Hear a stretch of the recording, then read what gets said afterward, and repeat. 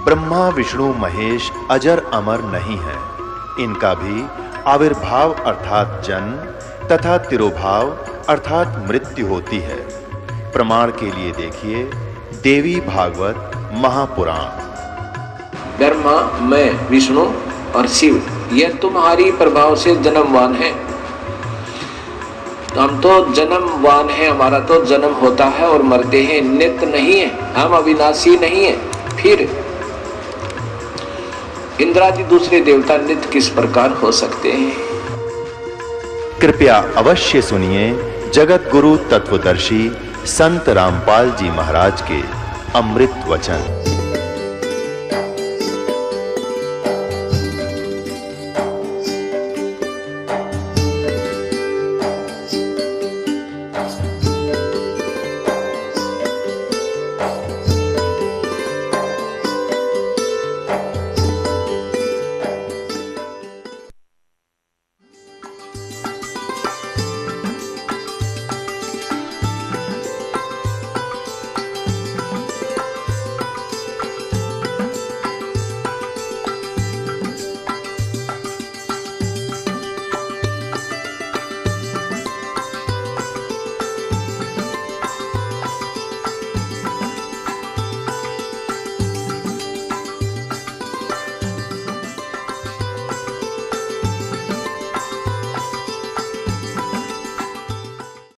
अब सुनाऊंगा आपको कथा भगवान के साथ इन्होंने के जुल्म कराया था, जो यही ज्ञान जो दास आपको बता रहा है और इन सदग्रंथों में दिखा रहा है तो आप मान रहे हो। नहीं तो ये धर्मगुरु ई फिर आग लवा दी थी न, पर समर्थ की ओट थी।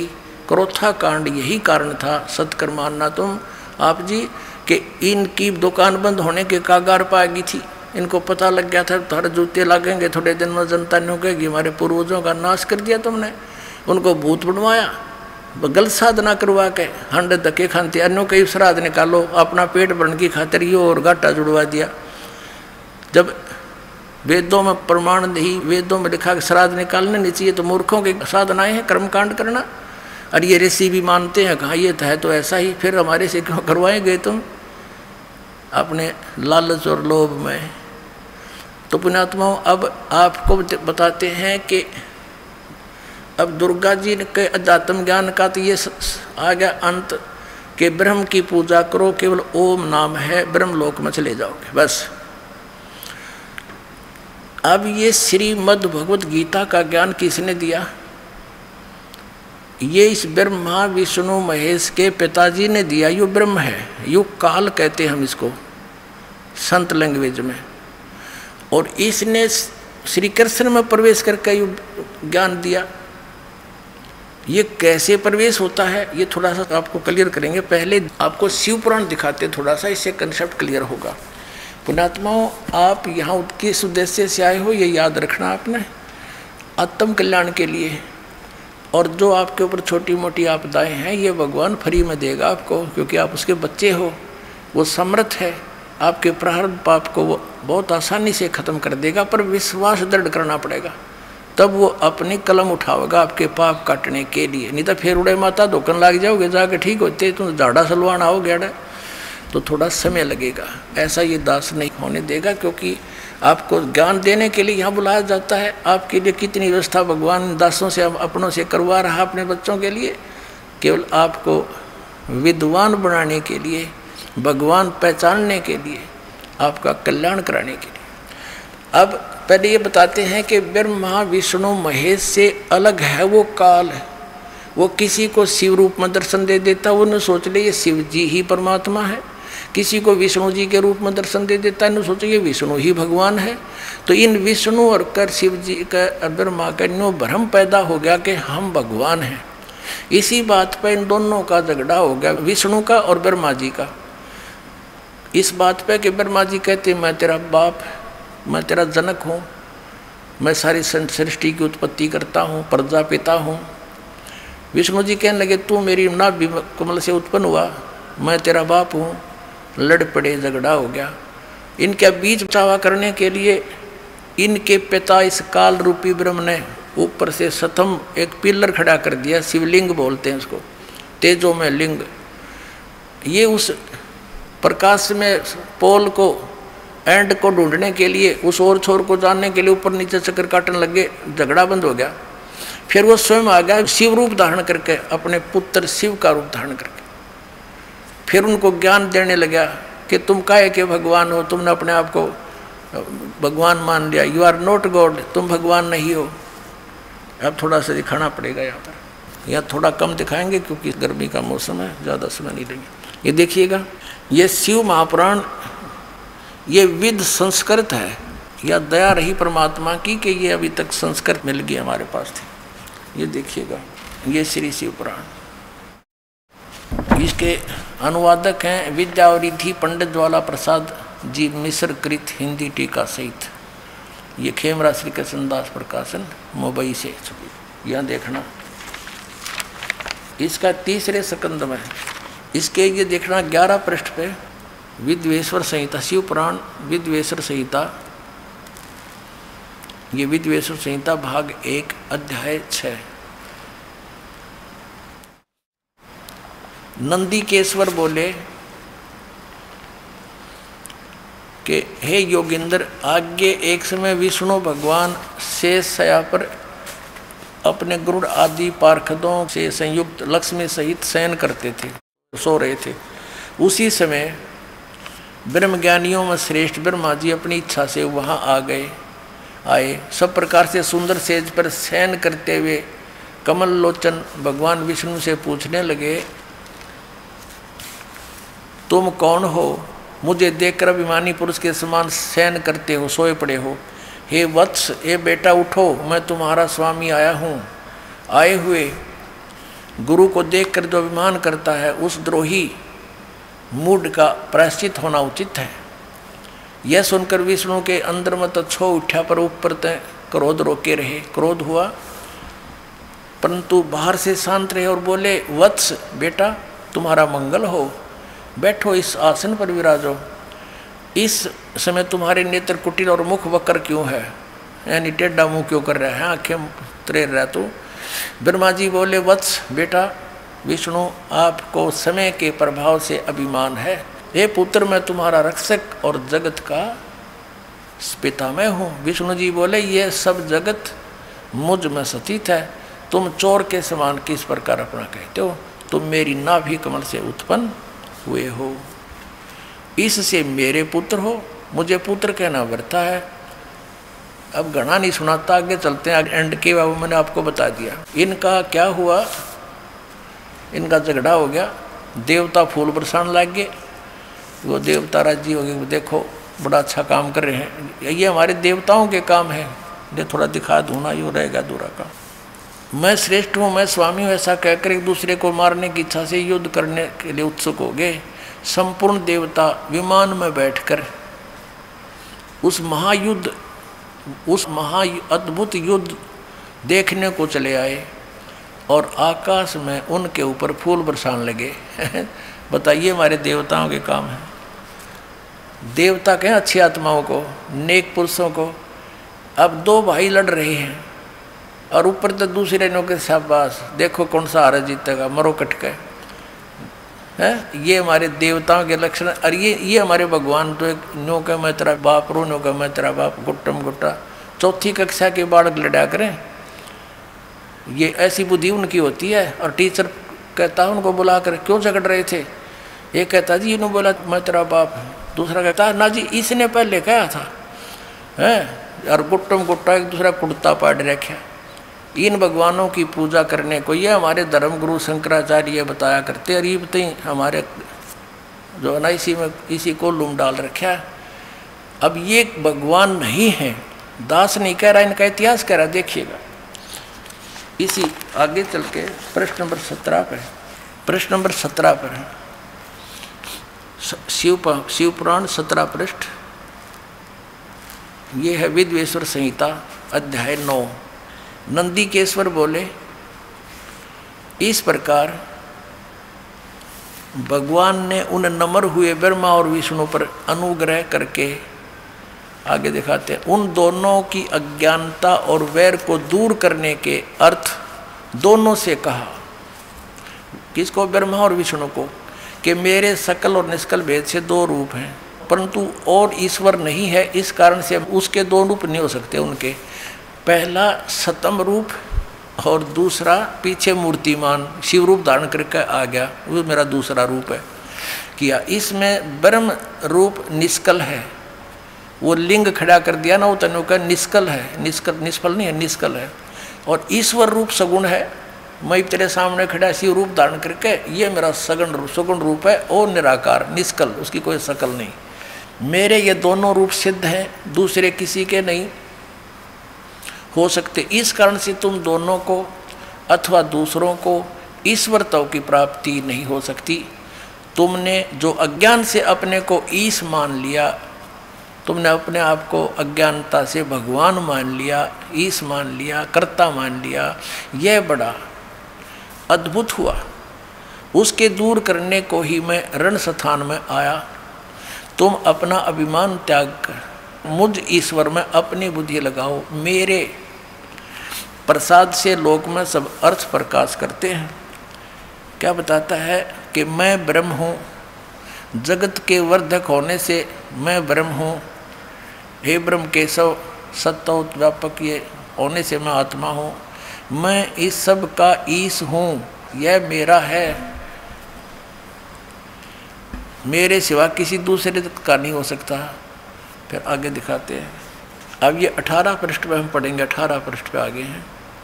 10वां अध्याय 9वां यहाँ समाप्त होता है। इति श्री महापुराणे विद्वेश्वर संहिता भाषा टीकायाम 9वां अध्याय, ये 10वां शुरू होगा। 10वें के हम यहाँ पर आते हैं।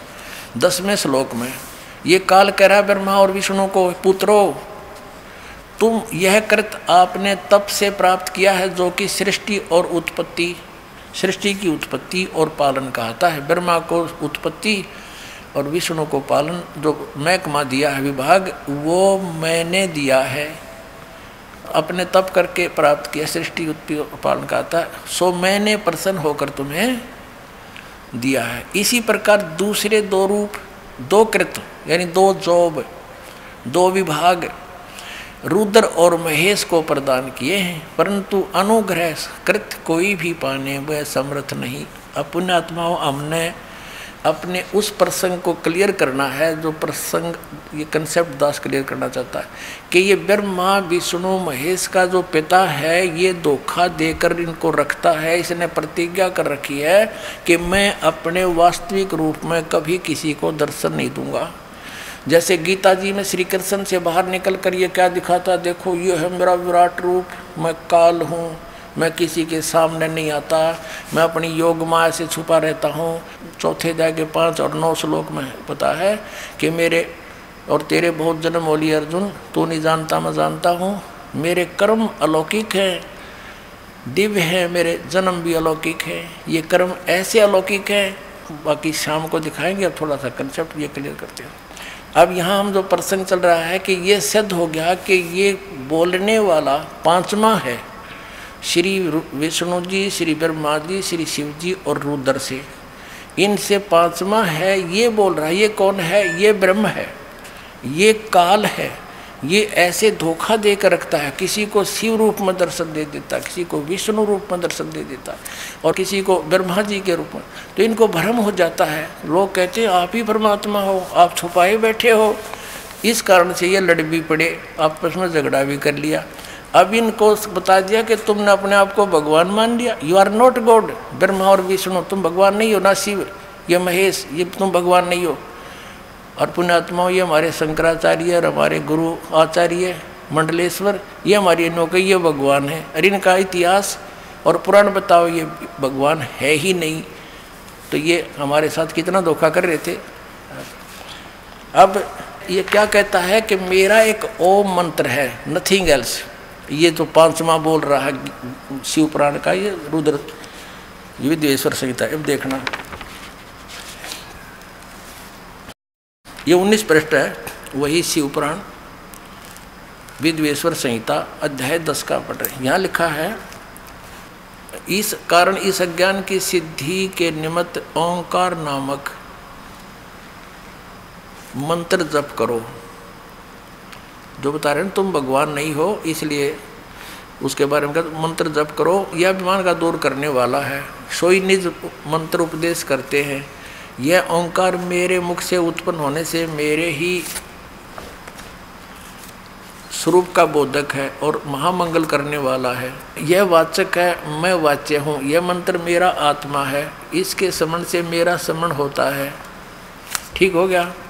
उत्तर की ओर से के मुख से अकार का, पश्चिम के मुख से उकार का, दक्षिण के मुख से मकार का, पूर्व के मुख से बिंदु का, मध्य के मुख से नाद उत्पन्न हुआ है। इस प्रकार 5 प्रकार से यह निर्गत हुआ। वह सब एक होकर ओम एका अक्षर हो जाता है। ये मेरा मंत्र है। सीधी सी बात है, ये ओम एका अक्षर ये मेरा मंत्र है।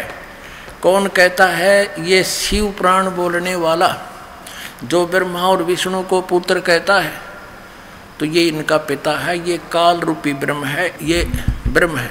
और इसी ने गीता जी का ज्ञान दिया है श्री कृष्ण जी में प्रवेश करके। गीता जी अध्याय नंबर 8 के श्लोक नंबर 13 में गीता ज्ञानदाता ब्रह्म कहता है ओम इति एकाक्षरम, जो एकाक्षर आपने भी पढ़ा शिव पुराण में, विद्वेश्वर संहिता में, कि ये मेरा एक ओम अक्षर एक अक्षर है। इन सब से मिलकर ओम, ऐसे, ऊ से, मैं से, बिंदु, नाद से, इन 5 का ये गठन होकर एक अक्षर हो गया ओम इति। और यही 8वें अध्याय के 13वें श्लोक में गीता ज्ञानदाता ये ब्रह्म श्री कृष्ण में प्रवेश करके बोल रहा। श्री कृष्ण का कोई रोल नहीं गीता के ज्ञान में, ये ऐसे धोखा देता है। तो इसने कहा कि ओम इति एक अक्षरम ब्रह्म व्यवहारण माम अनुसमरण ये परियाति तजंदेहम सयाति परमाम गति। मुझ ब्रह्म का ये एक ओम अक्षर है, एक अक्षर, नथिंग एल्स।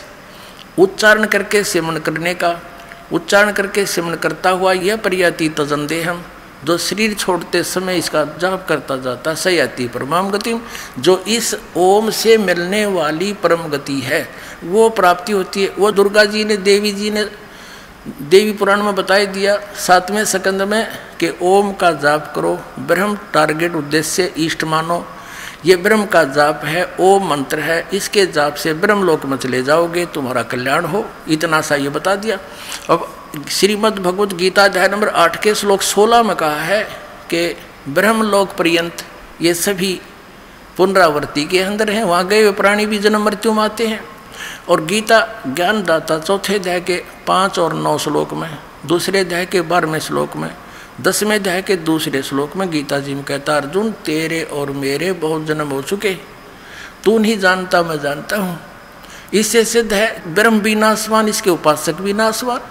इसलिए ये कहता है कि तत्वदर्शी संत की खोज कर, और वो तत्वदर्शी संत की जब खोज कर लेगा, मेरे बात को तुम आश्रय बना लेगा इस बात का, तो फिर वो प्राणी मेरे इस बात के, इस ज्ञान के आश्रित होकर के 7वें अध्याय के 29वें श्लोक में कहा कि वो जो जरा और मरण से छूटने का ही प्रयत्न करते हैं और कोई संसार की इच्छा नहीं रखते, इसी उद्देश्य से जो भक्ति कर रहे हैं, जरा माने बुढ़ापा, मरण माने मृत्यु, बुढ़ापा और मृत्यु के कष्ट से छूटने के लिए जो यत्नशील हैं, वो उस तत्ब्रह्म को और सारे दात्म को और सारे कर्मों से परिचित हो चुके हैं, तभी उस जरा और मरण के छूटने के लिए ही उस तत्ब्रह्म को पहचान चुके हैं, उसकी भक्ति करते हैं। 8वें अध्याय के प्रथम श्लोक में अर्जुन ने पूछा फिर किम तत्ब्रह्म, जो गीता ज्ञानदाता से अन्य है वो तो 8वें अध्याय के 3रे श्लोक में उत्तर दिया गीता ज्ञानदाता ने 3रे श्लोक में कि वो परम अक्षर ब्रह्म है। उसकी जानकारी मुझे नहीं है, उसको तत्वदर्शी संतों से पूछो जा करके, वो बताएंगे। और 17वें अध्याय के 23वें श्लोक में उस परम अक्षर ब्रह्म के पाने की साधना का मंत्र बताया है। ओम तत्सति निर्देश ब्रह्मण त्रिविद समर्थ। उस सचिदानंद घन ब्रह्म परम अक्षर ब्रह्म के पाने का 3 मंत्र की साधना है। साधना पुण्यात्माओं अलग चीज होती है और प्राप्य वस्तु उस साधना का परिणाम होता है। जैसे हम हैंडपंप से जल निकालने के लिए प्रयत्न करते हैं, बोकी मारते हैं, पाइप करते हैं, हैंडपंप लगाते हैं, तो हमारी वो पूजा नहीं, वो साधना है, वो प्रयत्न है। उससे जो वस्तु प्राप्त होगी वो हमारा इष्ट है, वो प्राप्य है। तो इन 3 मंत्रों से ओम तत्सत ओम ये ब्रह्म का जाप है, और तत् और सत ये सांकेतिक शब्द हैं अक्षर पुरुष और परम अक्षर ब्रह्म के।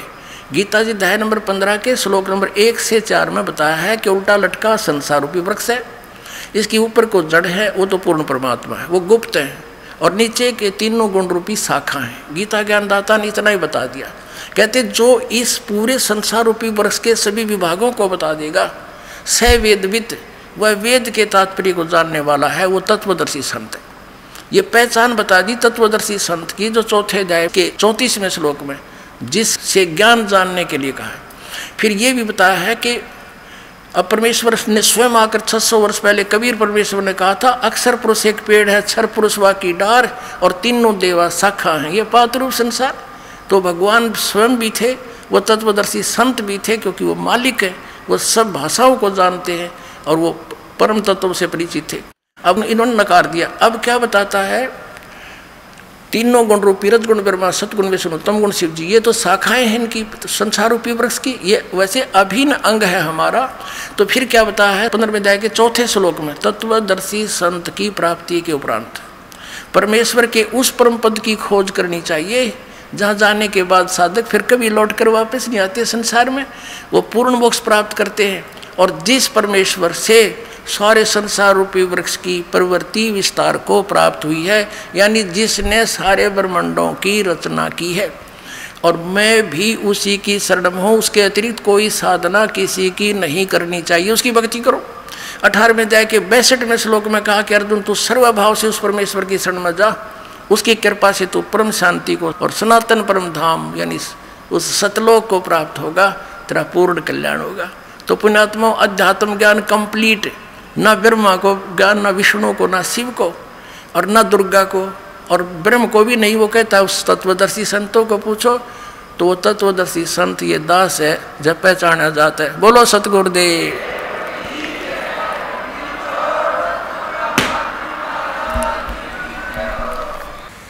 परम पिता परमात्मा पूर्ण ब्रह्म सर्व सृष्टि रचनहार कबीर परमेश्वर जी की असीम कृपा से आप पुण्यात्माओं को सत्संग सुनने का सुअवसर प्राप्त हुआ। ये जो समागम चल रहा है, आज प्रारंभ हुआ है सुबह से, ये उस शुभ दिन के उपलक्ष्य में है जिस दिन हमारे जनक, हमारे परमपिता, हमारे हमदर्द, वो सुख के सागर सत्य पुरुष परम अक्षर ब्रह्म पूर्ण परमात्मा अपने निज स्थान से सतलोक से गति करके वहाँ से प्रस्थान करके चलकर आए। वो शुभ दिन है इस कलयुग का ज्येष्ठ सुदी पूर्णमासी संवत 1455 सन 1398 ज्येष्ठ सुदी पूर्णमासी को परमात्मा सतलोक से चलकर आए थे। एक शिशु रूप धारण किया, काशी के अंदर, बनारस के अंदर एक लहर तारा नामक तालाब के ऊपर परमात्मा शिशु रूप धारण करके विराजमान हुए। वहाँ से नीरू नीमा नाम के एक जुलाहा दंपति जो निसंतान थे, परमात्मा को घर ले आए। और जुलाहे के घर परवरिश की लीला होने के कारण बड़े होकर वो परमात्मा जुलाहे का कार्य करने लगे। पुण्यात्माओं, हम काल के जाल में फंसे हुए हैं और वो परमात्मा आकर ही हमें यहाँ सतर्क करते हैं कि मनुष्य जीवन तुम्हें प्राप्त हुआ और मनुष्य जीवन को प्राप्त करके आप जी भक्ति नहीं कर रहे हो, परमात्मा का नाम जाप नहीं कर रहे हो तो आप अपने मनुष्य जीवन का सदुपयोग नहीं कर रहे हैं। उस परमात्मा के अतिरिक्त जो भी हमें अध्यात्म ज्ञान दिया जाता है वो काल तक सीमित होता है। उस काल तक सीमा में जन्म और मृत्यु सदा बनी रहती है। और काल भगवान जिसे सरपुरुष भी कहते हैं, ये स्वयं भी नाशवान है, ये 21 ब्रह्मांड का स्वामी है। तो उसमें इन्हीं नकली गुरुओं ने, हमारे हिंदू धर्म के गुरुओं ने, मुसलमान धर्म के मुल्ला और काजियों ने परमात्मा के इस यथार्थ ज्ञान को जनता तक नहीं आने दिया। ये बीच में ही टांग अड़ाए रखा और कहते रहे कि कबीर अशिक्षित है, जुल्हाए के घर में इसका जन्म है, ये क्या जाने सदग्रंथों के अंदर गूढ़ रहस्यों को, ये झूठ बोलता है। पुण्यात्मा परमात्मा 600 वर्ष पहले क्या कहा करते, वो बताया करते थे कि ये तीनों देवता रजगुण ब्रह्मा, सतगुण विष्णु, तमगुण शिव जी, ये नाशवान हैं, इनकी जन्म मृत्यु होती है। और श्री देवी जी दुर्गा इनकी माता है और काल रूपी ब्रह्म ज्योति निरंजन इनका पिता है। पूर्ण परमात्मा अन्य है और परमेश्वर कहा करते कि मैं ही वो अलग अल्लाह हूँ। लेकिन हमारे सभी धर्मगुरुओं ने और सभी जितने भी मुसलमान धर्म के धर्मगुरु हैं या ईसाई धर्म के धर्मगुरु हैं, उन्होंने परमात्मा को निराकार बता रखा था। उनका फाइनल फैसला है कि परमात्मा निराकार है। और हिंदू धर्म के जो धर्मगुरु हैं वो कहते हैं परमात्मा मूल रूप में निराकार है और जब वो यहाँ भक्तों पर अनुग्रह करने के लिए नीचे आता है, अवतार धारण करते हैं, जैसे श्री राम, श्री कृष्ण और अन्य जितने भी 9 और 8, 10 और 25 जो है अवतार बता रखे हैं, तो ये तो इनका साकार रूप बताते हैं और वास्तव में परमात्मा निराकार है। ये इनकी थ्योरी है और वास्तविकता इसके विपरीत है कि परमात्मा साकार है, सशरीर है।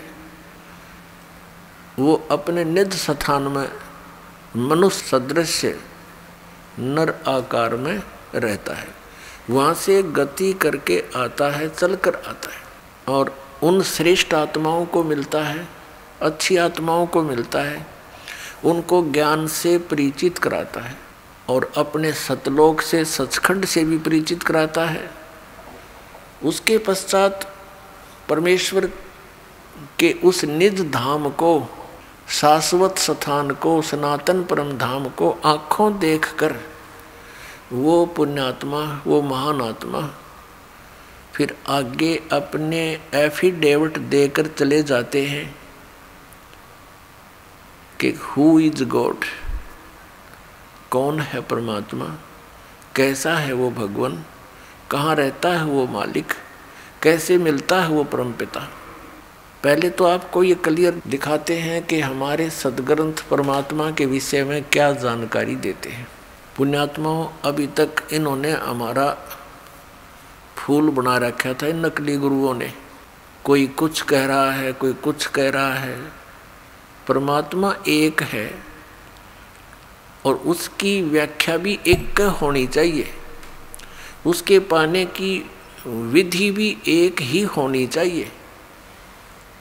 और परमात्मा एक सब मानते हैं, भगवान एक है और फिर अनेकों भगवान हमारे पूज्य बता रखे थे इन्होंने, जैसे भगवान श्री राम, भगवान श्री कृष्ण, भगवान विष्णु, भगवान ब्रह्मा और फिर अन्य देवी देवता, ये सभी हमारे पूज्य बता रखे थे हमारे गुरुओं ने। तो पुण्यात्मा, हमारे जो सद्ग्रंथ हैं जिनको आज तक हम शिरोधार्य मानते आए हैं, वो कौन कौन से हैं? पवित्र चारों वेद, पवित्र श्रीमद् भगवत गीता और पवित्र 18 पुराण। अब इन सद्ग्रंथों में भी अंतर है। जैसे ये 4 वेद ये गॉड गिवन है, ये प्रभु दत्त हैं, परमेश्वर ने दिए हैं। और श्रीमद् भगवत गीता ये भी गॉड गिवन है।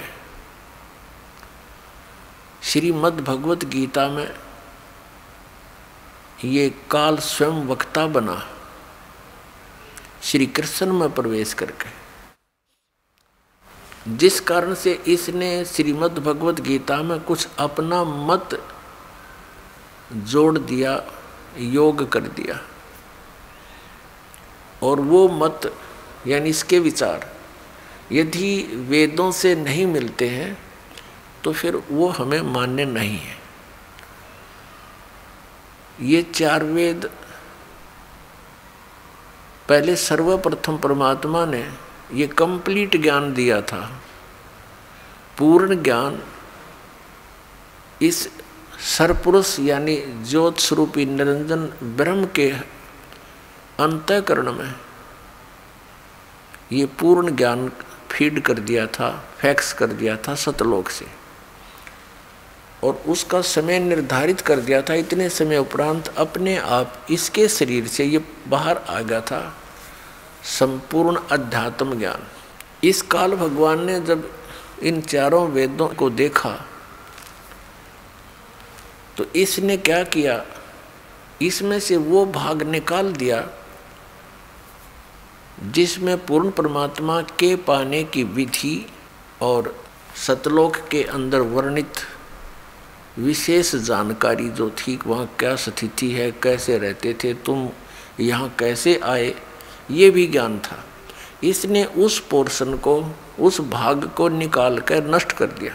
शेष जो ज्ञान है अपने पुत्र ब्रह्मा को दे दिया। आगे चलकर ये 4 वेद कहलाए, उसके 4 भाग कर लिए।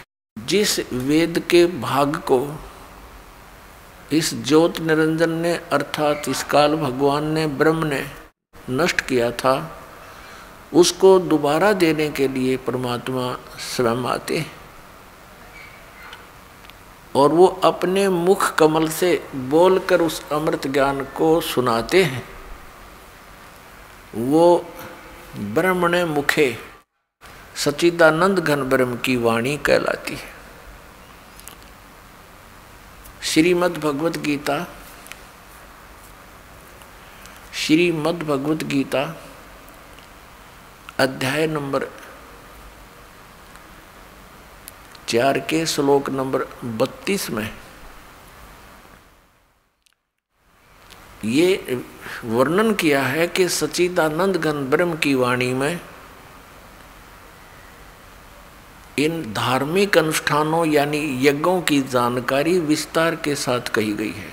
और उस ज्ञान को जानने के बाद फिर ये साधक सभी कर्मों से मुक्त हो जाता है। उसी के भी उसको तत्व ज्ञान कहा है। श्रीमद् भगवत गीता अध्याय नंबर 4 के श्लोक 34 में कहा कि उस ज्ञान को जो सच्चिदानंद घन ब्रह्म ने अपने मुख कमल से बोलकर जो ज्ञान दिया है वो तत्व ज्ञान है।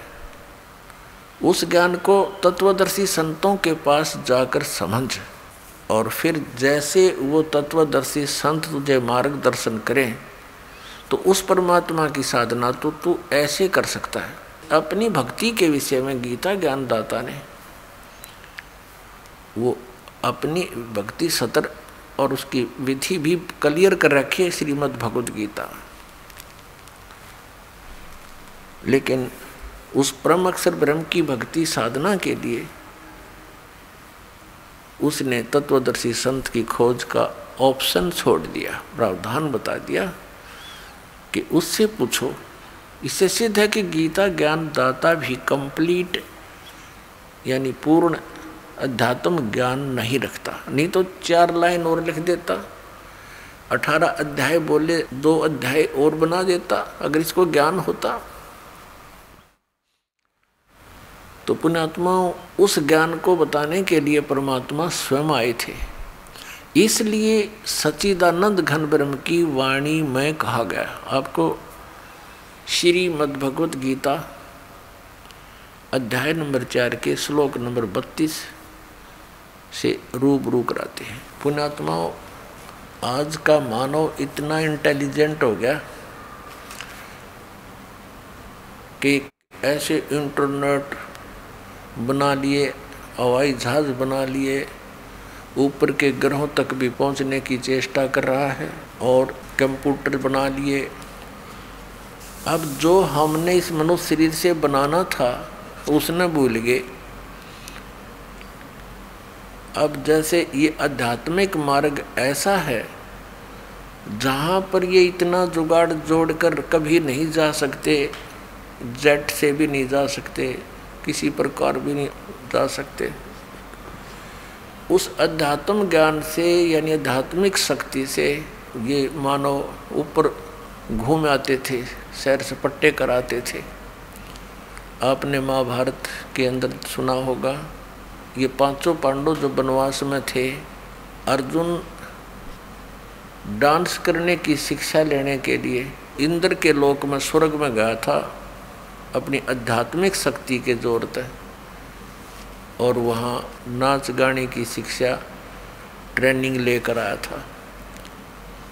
तो पुण्यात्माओं, हम अध्यात्म मार्ग को भूल गए क्योंकि हमारी साधना भक्ति शास्त्र विरुद्ध थी, और जिस कारण से परमात्मा से मिलने वाली कोई भी ऐसी क्रिया हमें प्राप्त नहीं हुई जिससे हमारा विश्वास दृढ़ हो कि भगवान ऐसा कर सकता है।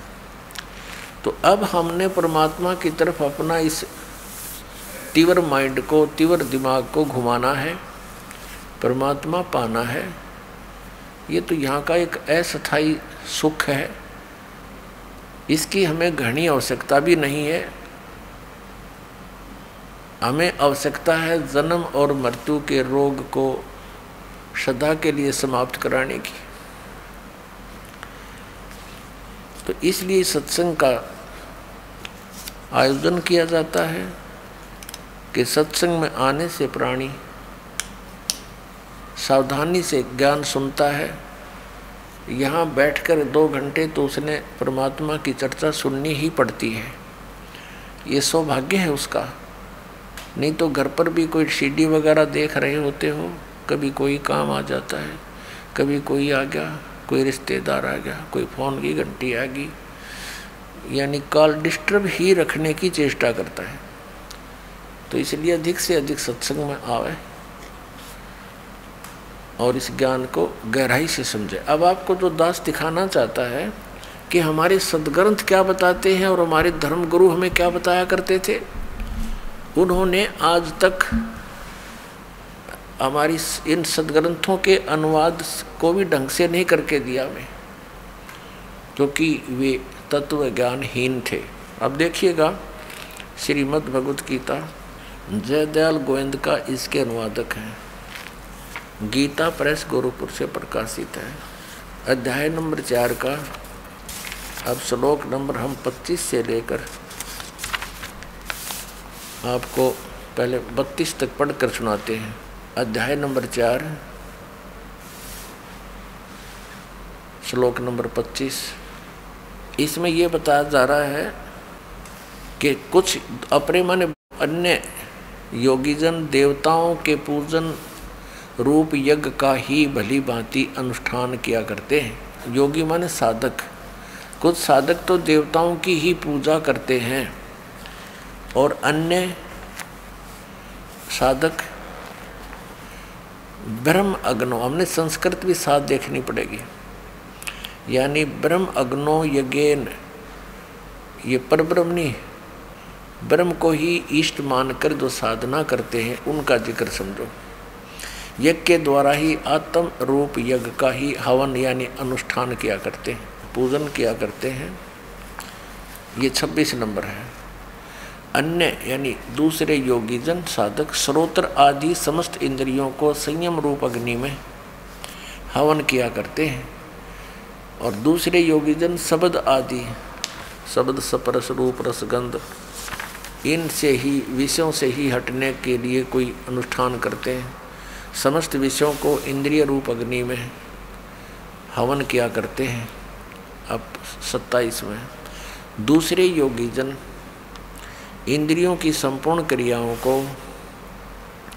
और प्राणों की समस्त क्रियाओं को, प्राण माने श्वासों की क्रियाओं को ज्ञान से प्रकाशित आत्म संयम योग रूप अग्नि में हवन किया करते हैं। यानी अपना संयम बनाने के लिए ही अभ्यासरत होते हैं। 28 में चौथे अध्याय का 28, कई पुरुष कई साधक भक्त द्रव्य संबंधी यज्ञ करने वाले हैं। यानी जैसे कहीं भंडारा करवा दिया, कहीं पर कंबल बांट दिए और कहीं पर कोई धर्मशाला बनवा दी, तो कहते हैं इस कुछ इन्हीं को ही अपना अंतिम भक्ति लक्ष्य मानते हैं। और कुछ तपस्या ही करते हैं, तपस्या रूप यज्ञ करने वाले हैं। तथा अन्य दूसरे योगी योग रूप यानी आसन वगैरह करते रहते हैं, इसी में पेट का पानी हिला दिया, लोग रजा दिए, अध्यात्म इसी को मानते हैं। और कुछ अहिंसा आदि तीक्ष्ण व्रतों से युक्त यत्नशील पुरुष, यानी जैसे मुंह पर पट्टी बांध गए, नंगे पैर घूमना, इस तरह के एक झाड़ू सा लेकर फिरना, इस तरह की साधना को ही वो अपना अंतिम लक्ष्य, अंतिम उपलब्धि, अंतिम साधना मान रहे हैं। यत्नशील पुरुष स्वाध्याय रूप ज्ञान यज्ञ करने वाले हैं। अब जैसे कोई गीता जी का पाठ कर लिया, किसी ने ये गायत्री मंत्र बना लिया, यजुर्वेद के अध्याय नंबर 36 के मंत्र नंबर 3 के आगे एक ओम अक्षर लगा लिया इन्होंने, उसी का जाप करते रहते हैं और इसी से मोक्ष मानते हैं। नहीं, सदग्रंथ के किसी भी अंश को, किसी भी मंत्र या अध्याय को पढ़ने से उससे परमात्मा की जानकारी अवश्य हो जाती है, लेकिन मोक्ष नहीं। मोक्ष प्राप्ति की विधि उससे भिन्न होती है। जैसे बिजली है, लाइट, इलेक्ट्रिसिटी, इसके गुणों को बार बार गाता रहे, सुनाता रहे, कविता बना ले वह तो बहुत अच्छी है, अंधेरे को उजाले में बदल देती है। और वो प्रोसीजर अपनावे नहीं, वो तरीका अपनावे नहीं जिससे कनेक्शन मिले, और कनेक्शन मिले बिना वो जो गुण हैं बिजली में वो प्राप्त नहीं हो सकते। इसलिए स्वाध्याय का जो कारण है, इसका लाभ क्या है, हमें जानकारी होती है कि भगवान कैसा है, कहाँ रहता है, कैसे मिलता है। और जब तक वो साधन नहीं अपनाएंगे तो उस ज्ञान का क्या फायदा, हमें यूज ही नहीं। तो ये बताया है कि कुछ स्वाध्याय रूपी ज्ञान यज्ञ करते रहते हैं करने वाले। आगे देखना अब 29 और 30 में क्या कहा है, अध्याय नंबर 4 के 29 और अब 28 पढ़ लिया। इसमें क्या कि दूसरे कितने ही योगी जन अपान वायु में प्राणवायु को हवन करते हैं, यानी योग अभ्यास में लगे रहते हैं, श्वास उश्वास की क्रिया प्राणायाम वगैरह करके। अन्य योगी जन प्राणवायु में अपान वायु को हवन करते हैं। अन्य कितने ही नियमित आहार अल्पाहारी रहते हैं, कुछ प्राणायाम प्रयाण पुरुष कुछ प्राणायाम करते रहते हैं, प्राण और अपान की गति को रोक कर प्राणों को प्राणों में ही हवन किया करते हैं। ये सभी साधक यज्ञों द्वारा पापों का नाश कर देने वाले, यज्ञों के जानने वाले हैं। इसका अर्थ ये है कि जितने भी साधक हैं ये अपनी अपनी साधना को पाप नाशक जानने वाले हैं। यदि इनको ये पता लग जाए कि ये साधना ठीक नहीं है तो ये तुरंत त्याग दें, कोई ना डले डोए। अब चौथे अध्याय के 31वें श्लोक में ये कहा है कि जो सत साधना नहीं करते, यज्ञ से बचे हुए अमृत का अनुभव करने वाले सनातन परम धाम को प्राप्त होते हैं। अपने आत्मा श्रीमद् भगवत गीता अध्याय नंबर 3 के श्लोक नंबर 10 से लेकर 15 तक एक विशेष विवरण दिया है कि जो पूर्ण परमात्मा को, परम अक्षर ब्रह्म को इष्ट मानकर और सत साधना करते हैं, उनको भोग लगाकर उससे बचे हुए अन्न को खाते हैं, वो सर्व पापों से मुक्त हो जाते हैं। तो यहाँ भी उसी का एक हिंट दिया है चौथे अध्याय के 31वें श्लोक में कि यज्ञ से बचे हुए यानी सत साधना जो हम करते हैं, परमात्मा को भोग लगाते हैं, वो बचा हुआ जो प्रसाद है, हलवा कढ़ा या जो भी प्रसाद है, तो उसको हम सभी भक्त यहाँ खाते हैं। तो इससे भी हमारे बहुत से जो है पाप नाश होते हैं, क्योंकि यहाँ परमात्मा की वाणी चलती है, तत्व ज्ञान चलता है, भोग लगता है, तो उसके आहार से भी हमारे इस प्रसाद रूप में खाने से पाप नाश होते हैं। क्योंकि यहाँ शास्त्र अनुकूल साधना है। शास्त्र अनुकूल साधना में प्रत्येक जो भी यज्ञ है, अनुष्ठान है, इन सब का विशेष लाभ साधक को प्राप्त होता है। तो देखिएगा चौथे अध्याय का अब 31वां श्लोक सुनाते हैं।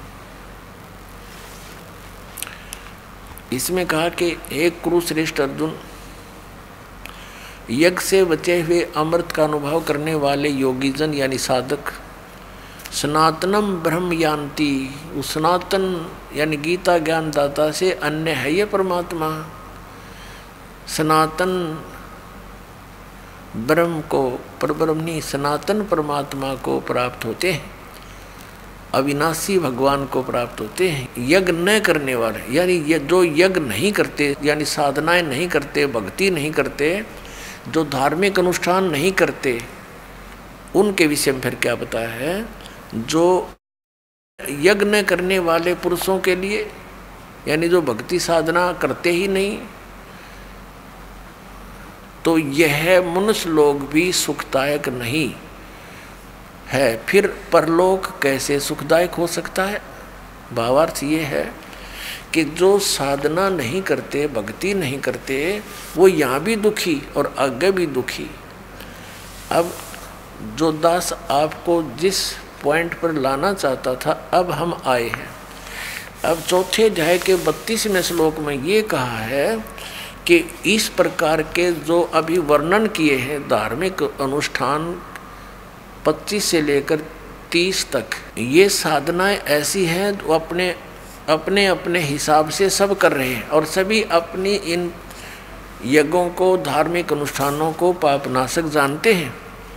अब यहाँ बताया है कि इस प्रकार की बहुत विस्तार के साथ यज्ञों की जानकारी उस सच्चिदानंद घन ब्रह्म की वाणी में विस्तार के साथ कही है।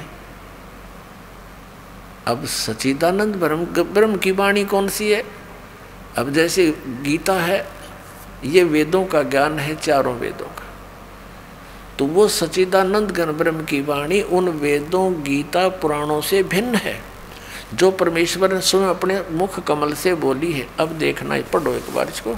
अब वैसे विश्वास नहीं होगा, मौखिक बहुत धोखा खा चुके हैं हम। अध्याय 4 श्लोक नंबर 32 में इस प्रकार बहुत तरह के, बहुविधा, बहुत तरह के यज्ञ, यहाँ इन्होंने गलती कर दी, ब्रह्मण मुख्य का अर्थ कर दिया वेद की वाणी, ये गलत कर दिया। अब देखो यहाँ विचलित हो गई है। अब आपको दिखाते हैं अध्याय नंबर 17 और श्लोक नंबर 23। इसमें क्या बताया है? ओम तत्सत इति निर्देश है ब्रह्मण, ब्रह्मण है त्रिविध समर्थ है, ये ब्रह्मण शब्द है इसके अंदर। इसका अनुवाद इन्होंने क्या किया है? ओम ओम तत् तत् सत सत इति, यह त्रिविध मन 3 प्रकार का, ब्रह्मण माने सच्चिदानंद घन ब्रह्म का निर्देश है, समर्थ है, नाम कहा है। हमने सिर्फ इतना लेना, इसको फिर बाद में छेड़ेंगे। ब्रह्मण माने सच्चिदानंद घन ब्रह्म। अब फिर हम वापस आते हैं चौथे अध्याय में। आगे हम फिर श्रीमद् भगवद गीता का, और ये देखिएगा 32वां श्लोक। इसमें ब्रह्मण मुखे शब्द है, ब्रह्मण मुखे एवं बहुविधा यज्ञा वित्तता ब्रह्मण मुखे कर्मजान विधितान सर्वान एवं ज्ञात्वा विमोक्षसे।